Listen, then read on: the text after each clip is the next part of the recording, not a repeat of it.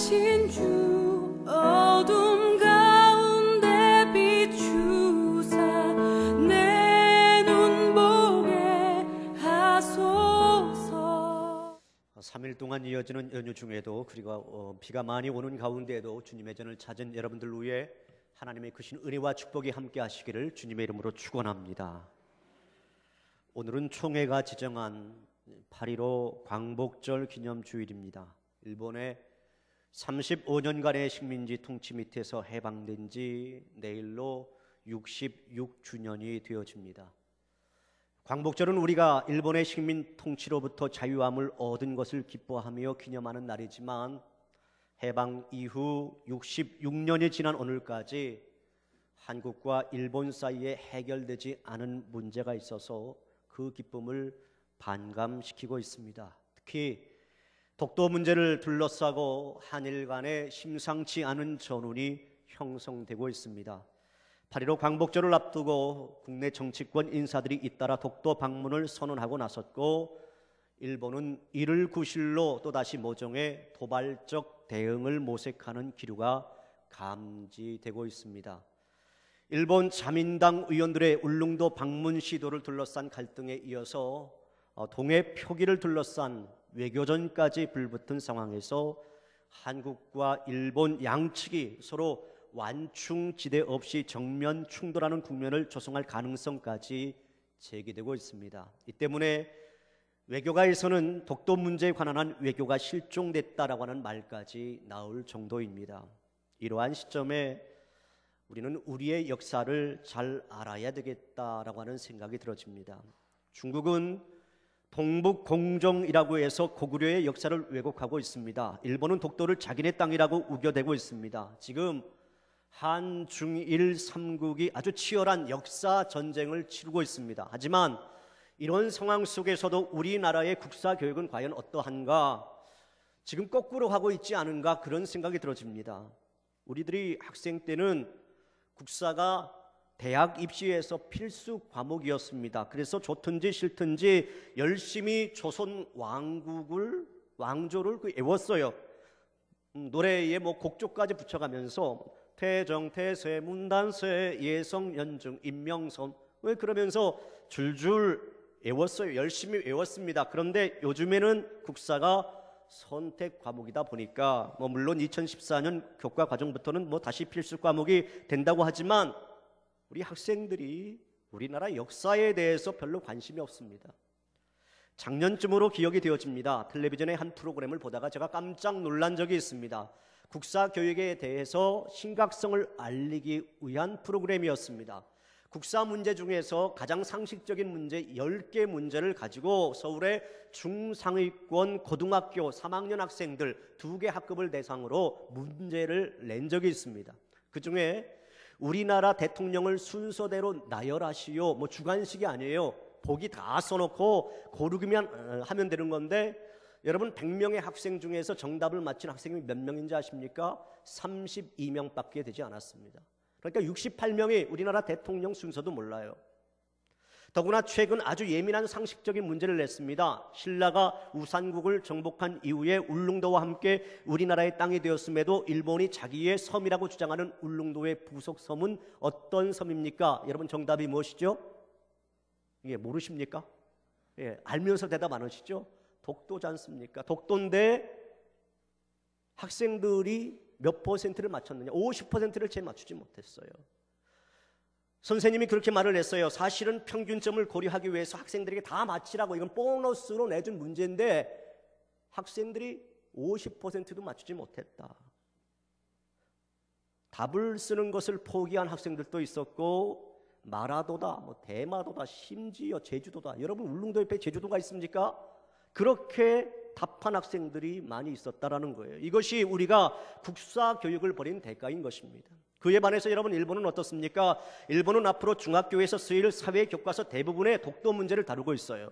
이는 우리나라의 교육과학기술부에 해당하는 일본의 문부과학성이 만든 학습 지도 요령 해설서, 즉 교과서를 만드는 기준이 되는 지침서 때문입니다.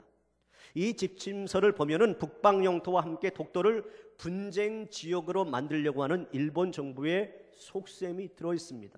이에 따라서 교과서를 만드는 7개 출판사 중에서 6개 출판사가 교과서에 독도는 일본 고유의 영토다 그렇게 표기하기에 이르렀습니다. 최근 일본이라고 하는 나라가 지진이며 쓰나미며 원전 사태로 국내 정서가 불안한 상태임에도 불구하고, 그리고 그 어려운 상황 속에서 우리나라의 도움을 입었음에도 불구하고 지금 일본은 독도 순시선을 최근 9차례나 보냈습니다. 한마디로 무력 시위를 계속한 거죠. 이 독도가 우리나라 땅이라고, 자기네 땅이라고 그렇게 시위를 한 거죠.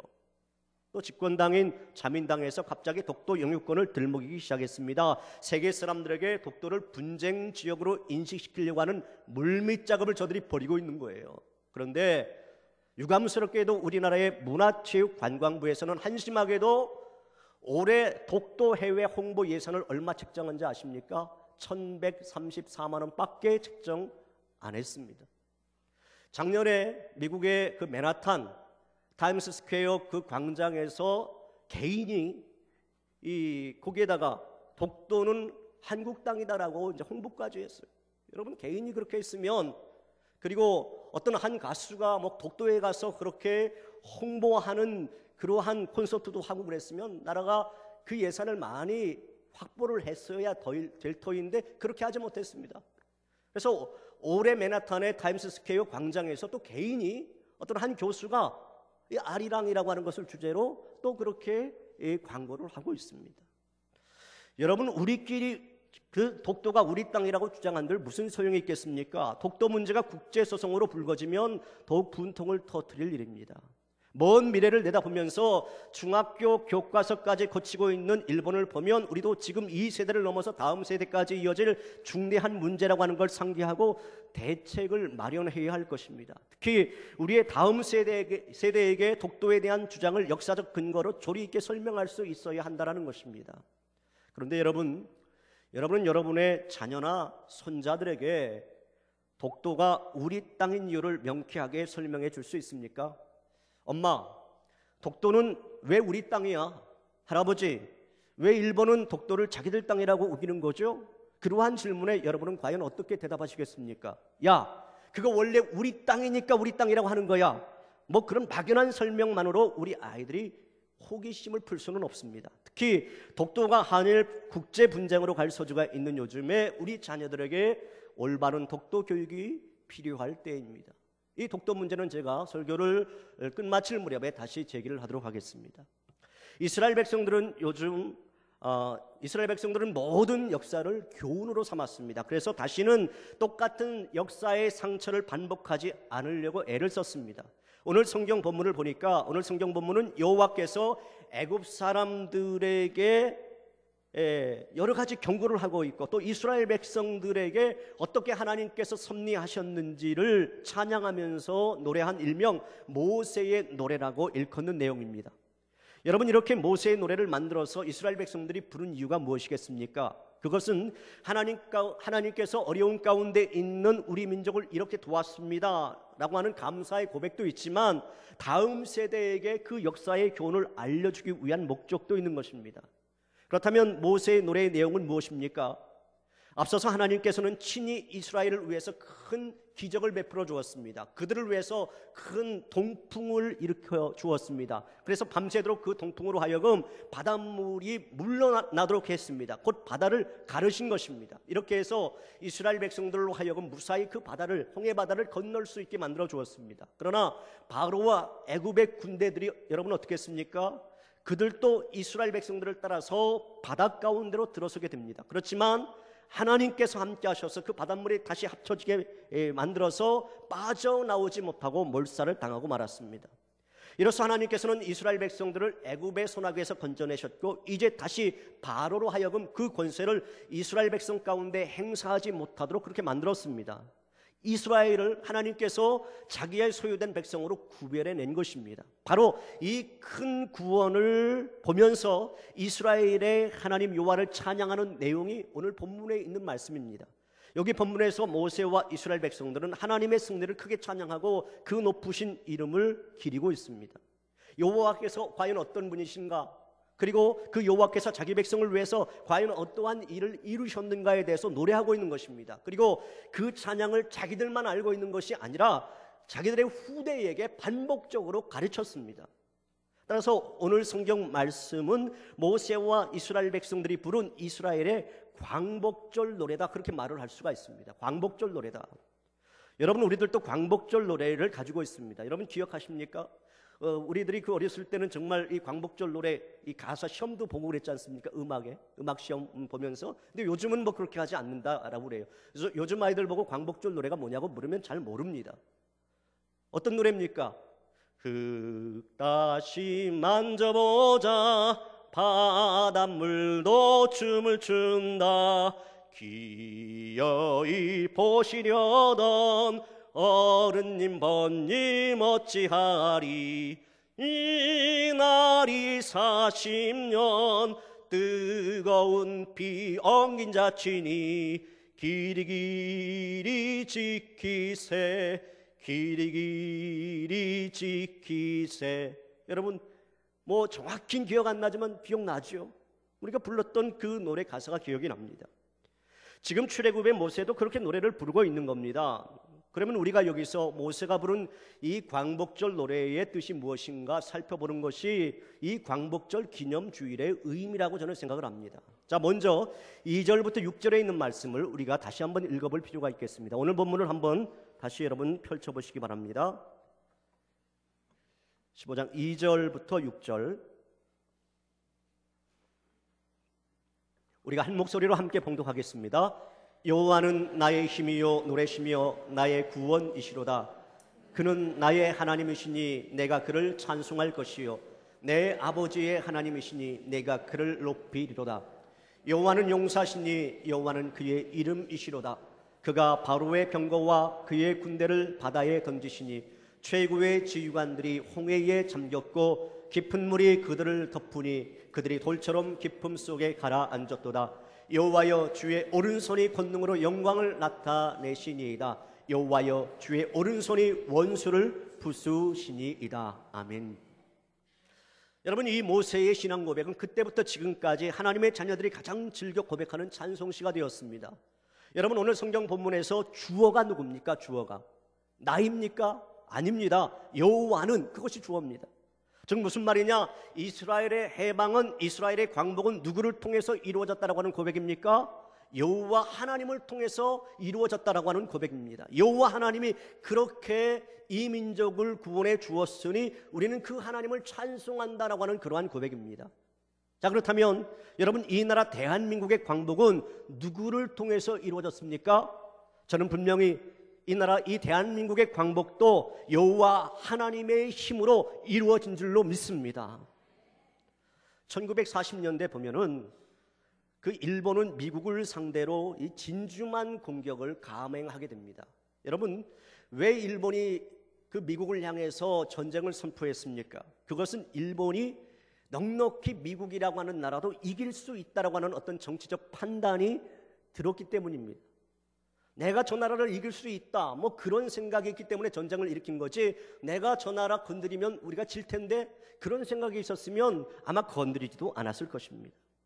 승리의 자신감이 있었어요. 그때 진주만 공격이 1941년 12월 7일인데 그 시절에 일본이라고 하는 나라가 6척의 항공모함을 출동을 시킵니다. 여러분, 요즘 최근에 이제 중국이라고 하는 나라가 항공모함 만들었다라고 해서 뭐 세계가 떠들썩거리지 않습니까? 그런데 1941년도에 그때 당시에 벌써 일본이라고 하는 나라가 6척의 항공모함을 동원해서 진주만을 습격을 합니다. 그 항공모함에 전투기를 싣고 가서 하와이까지 가서 새벽 6시 정말 조금도 착오 없이 결정적 타격을 입히게 됩니다. 일본이 그렇게 한 이유가 있어요. 일본이 세계를 점령하는데 미국이라고 하는 나라가 걸림돌이 되고 있거든요.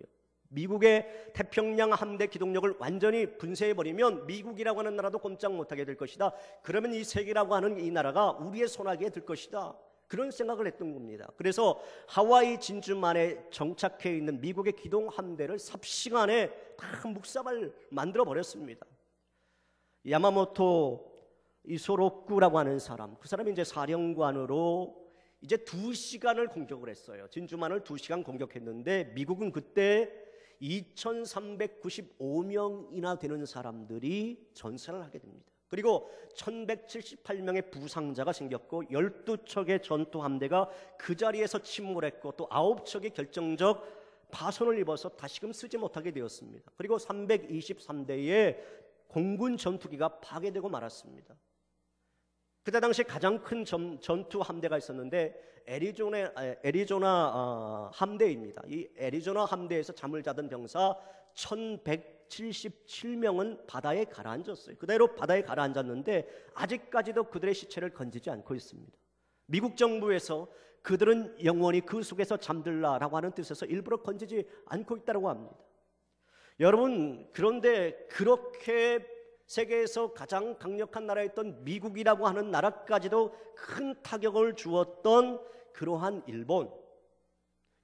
일본의 압제 속에 있었던 우리나라가 어떻게 해서 1945년도에 해방을 맞이할 수 있었습니까? 광복을 맞이할 수 있었습니까? 오늘 모세의 노래에 의하면 다 하나님께서 하신 것입니다. 하나님께서 대한민국을 사랑하여서 하나님이 보호하사 우리나라 만세 그렇게 만들어주신 줄로 믿습니다. 여러분, 오늘 성경 본문을 다시 한번 보십시오. 그때 당시 최대 강국이었던 나라, 그것은 애굽이라고 하는 나라였습니다. 애국이라고 하는 나라의 군사력 앞에 이스라엘 백성들은 정말 노예 생활밖에 하지 못했습니다. 여러분, 그들이 이스라엘 백성들이 그 애국 군대를 어떻게 당해낼 수가 있겠습니까? 그때 이스라엘 백성들이 모두 아우성쳤습니다. 애굽에 매장지가 없어서 우리를 이 광야로 데리고 와서 모래밭에 죽게 만들려고 하느냐, 빨리 사신을 보내서 항복하고 바로에게 돌아가서 노예 생활하면서 그냥 살자, 그렇게 모세에게 데모하면서 난리를 쳤습니다. 여러분, 그런데 하나님께서 그 이스라엘 민족과 함께 하셨죠. 모세와 함께 하셨죠. 그래서 바로의 병거와 그의 군대를 바다에 던져버렸습니다. 여러분, 그래서 살기 등등해서 이스라엘 군대를 향해서 달려왔던 애국 군대가 어떤 말을 하는지 아십니까? 성경에 보면 이런 말을 해요. 이스라엘 앞에서 우리가 도망치자. 여호와가 그들을 위하여 싸워서 우리 애굽 사람들을 치는구나. 그런 말을 해요. 여러분, 누가 싸운다고요? 여호와가 싸운다. 여호와가 우리와 싸운다. 이스라엘 백성들이 우리와 싸우는 것이 아니고 여호와가 우리와 싸운다. 애국 군대가 그렇게 말하면서 오히려 애국 군대들이 도망치는 것을 볼 수가 있습니다. 여러분, 상식적으로 애굽의 지도자 바로 왕과 이스라엘 지도자 모세는 비교가 되지 않아요. 바로는 그때 당시 온 세계를 정복할 수 있는 물리적인 힘을 가지고 있었습니다. 전쟁을 위해서 가장 잘 훈련된 병사들을 가지고 있었고, 또 바로에게 충성하기 위해서 생명을 내놓았던 정예 부대, 한마디로 특수전을 할 수 있는 그러한 부대를 가지고 있었고, 또 넉넉한 병참 자원을 가지고 있었습니다. 한마디로 어떤 나라도 당해낼 수 없었습니다, 그때 당시에는. 여러분, 그런데 그에 반해서 모세는 어땠습니까? 모세는 80세의 노인이었어요. 그가 갑옷을 입은 것도 아니었습니다. 누더기 옷을 거치고요. 그렇다고 해서 명검을 가지고 있었던 것이 아닙니다. 딸랑 지팡이 하나가 전부였습니다. 그런 모세가 무엇으로 바로의 군대를 당해낼 수 있었습니까? 오늘 성경은 말씀하고 있죠. 누가 나의 힘이라고요? 여호와가 나의 힘이다. 여호와는 나의 힘이요 나의 능력이다. 그는 나의 노래시며 나의 찬송이다. 그는 내 아버지 하나님이시다. 그가 하셨다. 누가 하셨다고요? 하나님이 하셨다라는 것입니다. 하나님의 힘 때문이라는 것입니다. 여러분, 그래서 출애굽 후에 그 사건을 기억하면서 이스라엘 백성들이 노래를 지어가지고 모세와 합창을 하면서 하나님께 영광을 돌리고 있는 장면이 오늘 본문에 있는 장면입니다. 1940년대는 일본군이 지상에서 가장 강력한 군대다, 그렇게 말을 해도 과언이 아닐 겁니다. 물론 뭐 저쪽 그 건너편에 히틀러 군대도 있었지만 이쪽 그 태평양 쪽에서는 일본군이 가장 강력한 군대였습니다. 그리고 가장 우수한 전술과 무기를 소유했습니다. 그리고 정말 저들은 자기의 목숨이라도 내놓을 만큼 용맹한 어떤 그 군사들을 가지고 있었습니다. 그 증거로서 가미가제 전투를 들 수가 있지 않습니까? 20대의 젊은이들, 아니 20세도 채 되지 않은 그 젊은이들, 그들이 천왕폐하 만세를 부르고 그가 내려주는 한 잔의 술을 마치 성찬 예식이나 하듯이 마시고 전투기에 몸을 싣고 적함에 투신 공격하는 전술은 지금까지 세계 어느 민족 역사에도 없는, 전쟁 역사에도 없는 극단의 전쟁 전술이었습니다. 가미가제 전투기 조종사들은 비행기 연료 공급 때 돌아올 수 있는 비행기 연료를 공급해 주지 않았습니다. 여러분, 그러한 전투대를 누가 당해낼 수 있겠습니까? 우리나라의 광복은 정말 가만히 살펴보아도 모세 때 이스라엘 백성들의 광복과 똑같다, 그렇게 말을 할 수 있어요. 여러분, 누가 하셨다고요? 결국 하나님께서 하신 것입니다. 하나님께서 이 민족을 그렇게 해방시켜 주신 것입니다. 사실 그 시절에 우리나라에 친일파가 많이 생겼었죠. 친일파가 그렇게 많이 생긴 이유가 있습니다. 그 친일파 사람들이 아무리 계산을 해봐도, 주판화를 튕겨봐도 우리나라가 독립할 수 있는 가능성이 없는 거예요. 그러니까 여기서 우리가 살 길이 과연 뭐냐, 우리가 어디에 붙어야 살 거냐, 우리가 일본에 붙어야 살 것 같다, 그러한 정치적 계산으로 친일파가 된 것이지, 1945년도에 해방될 줄 알았으면 여러분, 누가 친일파였겠습니까? 그러한 상황에서 하나님의 은혜로, 하나님의 역사의 손으로 이 나라 대한민국이 해방이 된 겁니다. 여러분, 요즘같이 소용돌이 치는 역사 속에서 우리에게 꼭 필요한 것이 있습니다. 그것은 뭐냐면 올바른 역사관을 갖는 거예요. 올바른 역사관을 갖는 것. 제가 수색교회에 이제 청빙받기 전에 수색교회에서 저에게 요청한 서류 중에서 아주 특이한 것이 있었습니다. 다른 교회에서 전혀 찾아볼 수 없는 것, 기독 공부에서 전혀 나오지 않은 것, 그것이 뭐였느냐? 목사님의 국가관을 써주십시오. 바로 그러한 부분이었습니다. 왜 내가 내 국가관을 써야지? 그렇게 생각하면서도 목사가 국가관을 갖는 것, 그건 당연한 것이고, 우리 믿음의 사람들이 국가관을 갖는 것, 그건 당연한 것이다, 그렇게 생각을 했습니다. 그리고 제가 그때 당시 한 3페이지 정도로 쓴 기억이 있습니다. 제가 3가지로 이제 그때 당시에 썼어요. 첫 번째는 뭐냐면 성경은 애국을 명령한다라고 하는 것, 두 번째는 성경은 독립국가로서의 주권을 굳게 하라고 말씀하고 있다라고 하는 것, 또 세 번째는 일본의 압제와 북한 공산당의 손으로부터 하나님께서 이 민족을 결국 구원해 주셨다라고 하는 것, 그것에 대해서 기록을 한 적이 있습니다. 여러분, 우리가 성경을 보면은 하나님의 백성의 국가관이 아주 뚜렷하게 제시되고 있는 것을 볼 수가 있어요. 우리가 사도 바울의 국가관을 보면은 사도 바울이 어떤 말을 하는지 아십니까?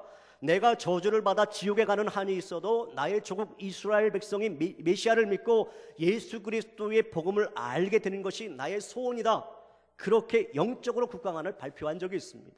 여러분, 모세는 어떻게 국가관을 말했습니까? 바로 왕이 왕권을 물려주기 위해서 왕실 결의로 이 모세라고 하는 사람을 선택을 합니다.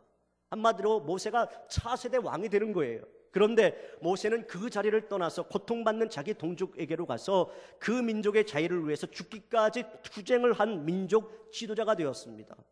다니엘은 어땠습니까? 바벨론에 잡혀가서 왕실 사역을 하면서도 그가 잘 먹고 잘 살 수 있었지만 예루살렘 성전을 향해서 뜻을 굽히지 아니하고 변하지 않는 마음을 가지고 하루에 3번씩 하나님 앞에 기도했습니다. 에스더는 죽으면 죽으리로다, 그렇게 선포하면서 자기 동족의 의기를 살리려는 민족 역사관을 가지고 나아갔던 것을 볼 수가 있습니다. 여러분, 우리들에게도 이러한 국가관이 필요하다는 것이지요. 이 나라, 이 민족, 대한민국에 대한 국가관, 결국 하나님께서 이 나라, 이 민족을 사랑해 주셨고, 결국 그래서 일본의 손아귀에서, 그리고 저 북한 공산당의 손아귀에서 이 민족을 구원해 주었다, 하나님이 보호하사 우리나라 만세라고 그렇게 노래할 수 있는 국가관이 우리들에게 필요하다라는 것이지요. 제가 설교하면서 서두에 던졌던 문제제기의 말씀 여러분 기억하십니까? 이제 우리가 독도 이야기로 넘어가겠습니다. 여러분은 올바른 국가관을 가지고 여러분의 자녀와 손자들에게 독도가 우리 땅인 이유를 어떻게 설명해 줄 수 있겠습니까? 우리 자녀들이 여러분들에게 이렇게 물어볼지 모르겠습니다. 엄마, 할아버지, 할머니, 일본이 왜 그렇게 작은 독도를 자꾸만 탐내는 겁니까? 그렇게 물어볼 때 우리는 이렇게 대답해 줄 수 있어야 되겠습니다. 그 이유는 3가지 될 수 있단다. 먼저, 독도는 작은 돌섬에 불과하지만 그 밑에는 소중한 지하 자원들이 아주 많이 있어. 그리고 독도를 차지하면 그만큼 일본이 더 많은 바다를 얻을 수가 있지. 그걸 배타적 경제 수역이라고 하는데, 자국 영토로부터 200해리까지의 바다 자원을 얻을 수 있는 권리를 갖게 되는 거야. 또 바다가 넓으면 물고기를 더 많이 잡을 수 있잖아. 그래서 일본이라고 하는 나라가 독도를 자꾸만 탐내는 거야. 우리 자녀들이 계속해서 물어볼 수 있을 겁니다. 그럼 독도는 언제부터 우리 땅이었어요? 그러면 우리가 이렇게 대답해 줄 수 있어야 됩니다. 독도는 아주 오래전부터 우리 땅이었어. 독도는 우리 땅이라고 하는 노래에도 나오듯 512년 신라의 우산국 정벌 이후로부터 우리나라가 그 땅을 지배해 왔어. 또 조선시대 공문서에도 독도는 우리나라 땅임이 분명히 기록되어 있고, 또 일본의 고문서 속에도 독도, 즉 다케시마가 한국 땅이라고 하는 사실을 기록하고 있어. 우리 자녀들이 계속 물어볼 거예요. 그런데 일본은 무슨 근거로 자기네 땅이라고 계속 우기는 거예요? 그러면 그 대답은 이것입니다. 일본이 제2차 세계대전에서 패전하면서 대일평화조약이라고 하는 걸 맺었어. 그 내용은 한국의 독립을 일본이 인정하고 제주도와 거문도와 그리고 울릉도는 모두 한국 땅임으로 포기한다고 선언했지. 우리나라 입장에서는 독도는